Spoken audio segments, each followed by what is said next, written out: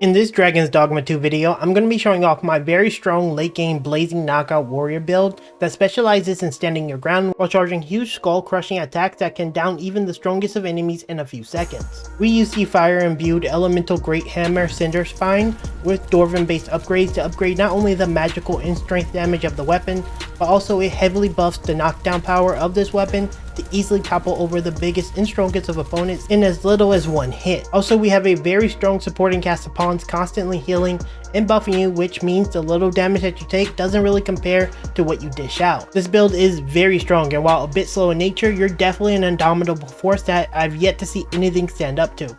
Let me show you how to make this build. What is up everybody, welcome back to Fervor Gaming, where you can stay up to date on the latest in gaming. This includes news, builds, and guides just like you see in today's video. If you like the content you see here today and want to help the channel out, drop me a like to get this video out to other gaming fans, but if it wasn't for you, change it to a dislike. Now, seeing that this is a late game build, you need to have Buckpatal unlocked and you need to start in Vernworth. Again, this is going to require a very specific set of tasks to do, but you can easily have this geared in the video in less than an hour and a half depending on where you are in the game. First things first, you need to go to Vernworth Castle. At the top near the keep, look for a specific NPC named Roman, who gives you a quest called Dulled Steel Cold Forge. This quest requires you to take a broken regalia sword and bring it to a blacksmith to repair it. The blacksmith is actually located in Buckpatal, major city, and you're looking for a broker's smithy. The NPC within broker's smithy named Broker will be the NPC that will repair your weapon, but soon after will tell you that he can't do it, it's too difficult, and you're not going to be able to do it with him. You will go there after talk to his apprentice Sarah,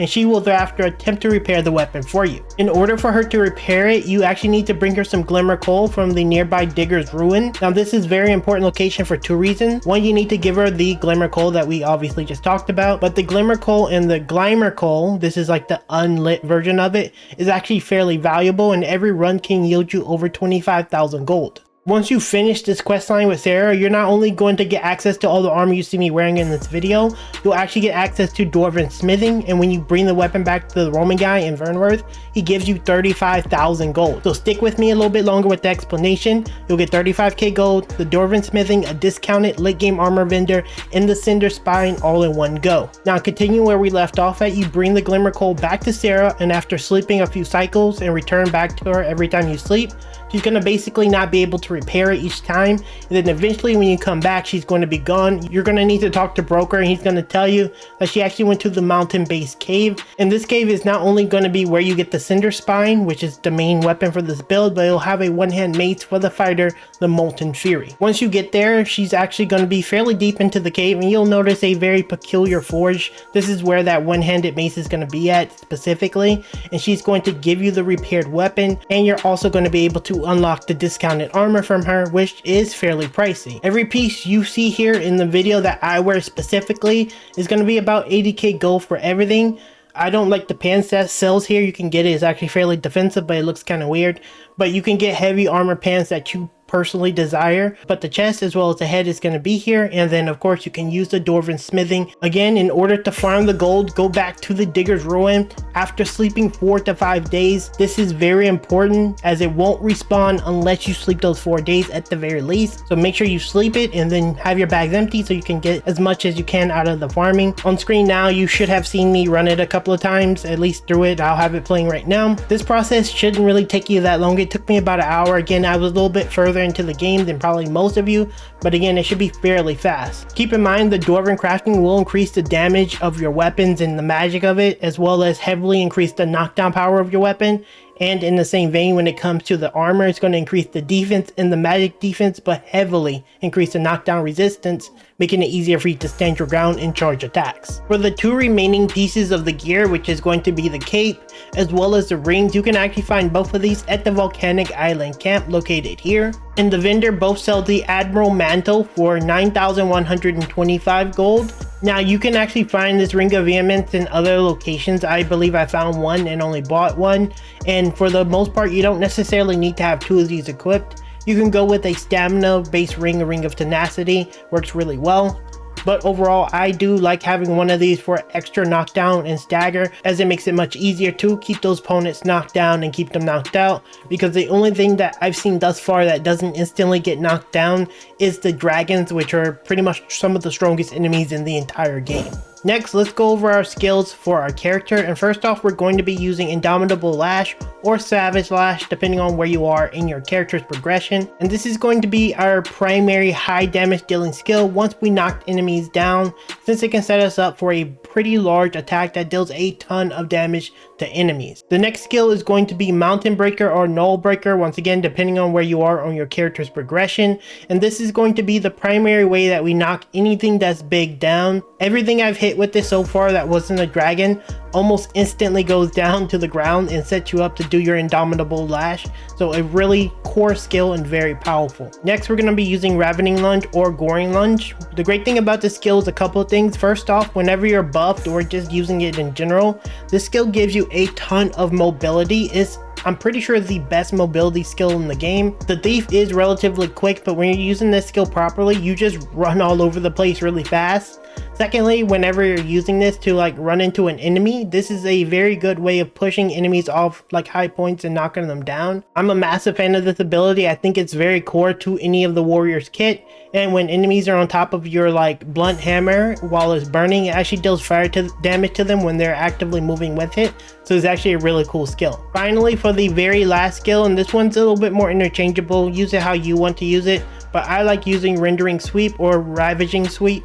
This skill is just really good for AoE clear. You can kind of just charge it up and just clear all the foes in that AoE. Is really nice. Again, this one's going to be a little bit versatile for you to pick what you want, but this is what I use for this build. For the core skills, you're going to pretty much get everything that you can. I mean, core skills are pretty important, but there's only like 4 or so with every single vocation. Bulwark is very important to this build because it reduces the damage that you take from hostile targets when you're doing the charge attack, and you're always going to be doing charge attacks, so this is actually really synergistic to the build. Again, get everything in the core skill section. Next, let's quickly go over the augments, and the important ones are going to be Vitality. Vitality increases your HP. That one's pretty self-explanatory and powerful. Next, we have Dominance. Augments your knockdown power. Again, it's going to give you more knockdown power to knock things out really easy. And that's why we can knock down the biggest of opponents with a single like charge attack. Next, we're getting Endurance. This is a archer based skill. It increases your maximum stamina. You're going to have to level to, I believe, about 4 or 5 on the archer to get this, but it's very worthwhile. We're also going to get Lethality as well. This is going to increase the damage dealt when striking a target's vitals, and once again, this is from the archer, so archer is actually pretty integral to this build. Next, we're going to get Intrepidity, and this one is pretty core as well, as it's going to reduce the amount of health that you lose when you take an attack. You're going to be standing your ground at all times with this build, so you're going to be prone to taking attacks, so it's important to have it. But yeah, this one's really core. Finally, you're going to use Pertinacity. This improves your ability to break through opponent's guard. Again, you're going to be charging, and things that tries to like guard against you, you break them fairly easy. A very good augment, and these are the augments that I would highly recommend you get. Mostly going to be warrior with a little bit of archer for that extra damage that you need and stamina. Next, onto our main pawn, we're going to be using High Palladium. This is going to give us some instances of like damage negation. This again is going to help you when you're just kind of standing your ground and hitting, so you don't take that much damage. Also, we're going to take High Levin. Again, this is going to be useful to get those harpies or just flyers in general. For the most part, melee is very hard countered by anyone that flies, so having someone that can kind of zap them out of the sky is going to be very valuable.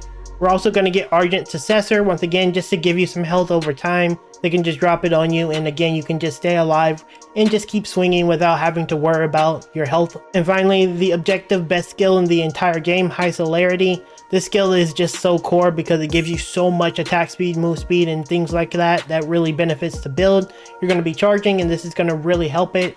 I would ideally go with 2 mages with this setup if you can get it, but that's going to be our main pawn and pretty much all you need for the build. Again, for the second pawn, I would use probably a very similar setup just so that I can have that uptime on the High Celerity, but for the most part, kind of pick whatever you want. And for the final like extra pawn, I would either go with something like an archer that can do a lot of extra damage to just kind of complement you and help you with harpies and ranged mobs, or you can just go with another gut frontliner like a warrior. Again, I don't really like archers because I think the AI is kind of crappy on them, but do whatever you like. And there you have it. That is my blazing knockout build for the warrior. I believe warrior was pretty mid in Dragon's Dogma, but in Dragon's Dogma 2, this vocation feels amazing, feels strong, and can knock out pretty much any opponent. Let me know down in the comments what kind of builds you'd like to see in future videos, as I am taking requests. And the video on screen now actually goes over my early to late game thief build that uses the easy to find bolts from the blue lightning daggers. If you're a thief main, I highly suggest you check it out.